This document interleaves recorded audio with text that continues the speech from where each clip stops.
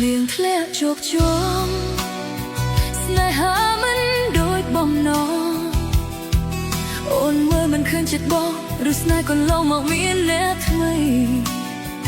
បងគុំប្រកែកបងជូនបាច់ផ្កាឲ្យស្រី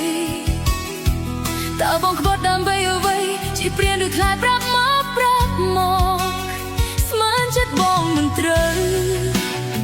ជាប់ឈ្មោះអាស្រូវរឿនស្នេហ៍បើសិនបងមានរូបគេអូនសូមឲ្យមានមេបំភ្លេចអូនវិញអូនឈប់ស្នេហ៍ហើយឈប់ព្រួយឈប់ទុំនេះអូនជួយបំពេញបំណងអូនសូមឲ្យប្រស្នេហ៍ស្នងបានសុ